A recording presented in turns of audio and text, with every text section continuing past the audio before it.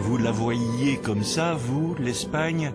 Il est vrai que le même jour, 900 mètres plus bas, neige et soleil, mer et montagne, Cantabrie aux deux visages, et tiens, en voilà un troisième que nous connaissons bien.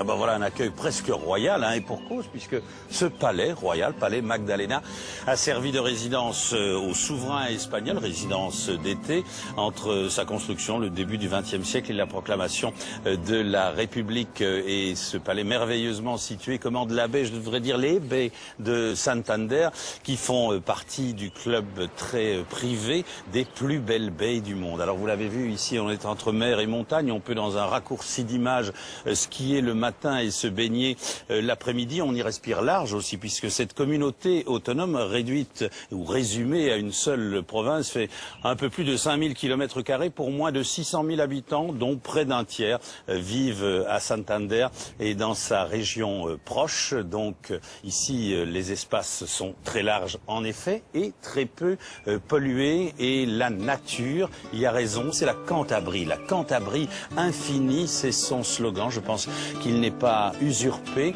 et ce reportage de Philippe Gauthier va sans doute vous le prouver. D'accord.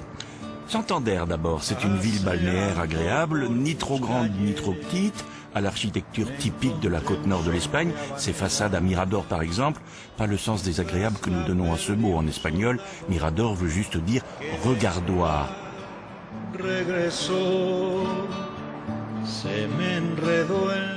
Architecture contemporaine aussi, avec cette salle omnisport dont la forme rappelle que la ville fut autrefois un centre de chasse à la baleine. Et que dire des nuits?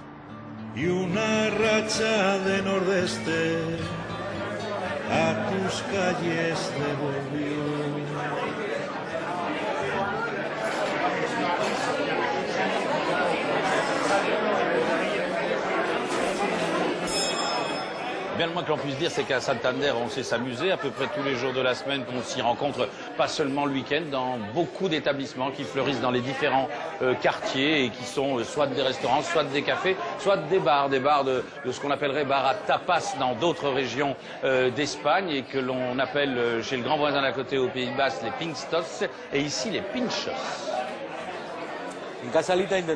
À Casalita, nous faisons des pinchos qui marient tradition et techniques internationales. Cuisine française, belge, italienne, japonaise. Nous faisons une fusion. Mais là, je vais travailler des pinchos froids avec uniquement des produits typiques de Cantabrie. Le pain est le support. Nous l'avons toasté avec un peu d'huile pour éviter qu'il ramollisse au contact des autres ingrédients. Nous allons utiliser des poivrons rouges, typiquement de Cantabrie, grillés au four, avec un produit de la mer, le thon blanc, qu'on appelle thon du Nord.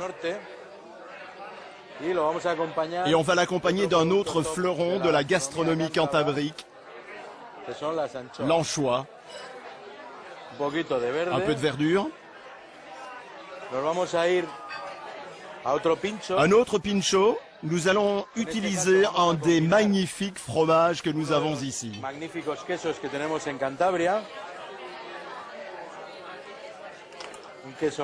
Magnifique.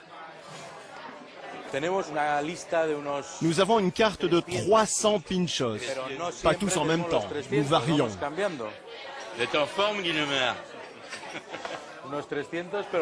300 pinchos que nous faisons tourner. Nous avons en permanence un choix d'une cinquantaine de pinchos. Donnez-vous la peine de goûter. Nous avons aussi des chauds.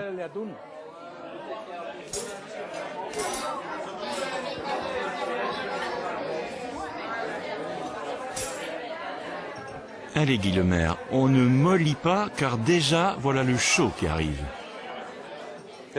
Alors, Bueno, bon, hein?